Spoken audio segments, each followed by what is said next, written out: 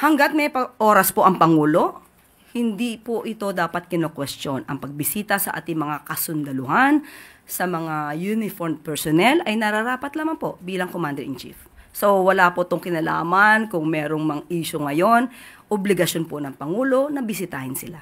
At ito po ay nagkataon lang na bukod po sa pagbisita yung mga anunsyo ng dagdag na benepisyo sa mga sundalo, nagkataon lang na ito po ay nangyayari sa panahong may mga panawagan for the military to withdraw support from the administration. Kung nararapat po silang bigyan na mas magandang ayuda, pagtulong, kailangan naman din po nating bigay dahil ang kanilang sakripisyo po sa bayan, buhay po ang nakataya sa kanila. Sunod na tanong mula kay Katrina Domingo, ABS-CBN.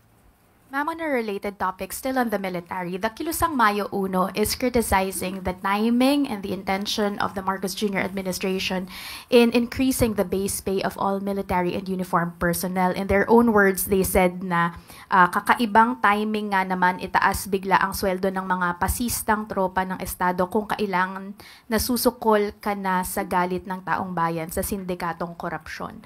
How does the palace explain to the public kung bakit po nag-implement ng base pay hike when talks of a possible military reset or ouster are rife in public?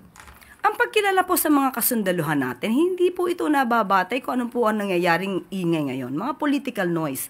Karapatan po nila at dapat lamang pong kilalanin ang kanilang pagiging bayani ng ating bayan. So sa mga ganyan mga usapin, mga negatibo na ibinibigay at pinupukol sa Pangulo,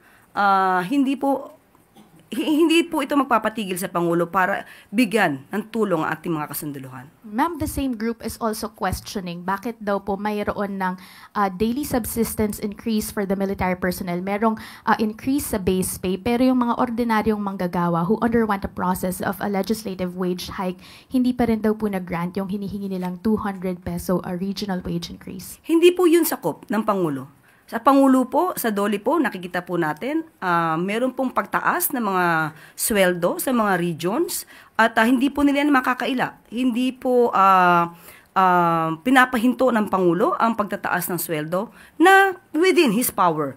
Pero yung pagtaas po, binabanggit nila na halagang 200 at yan po ay nasa kamay na po ng Kongreso.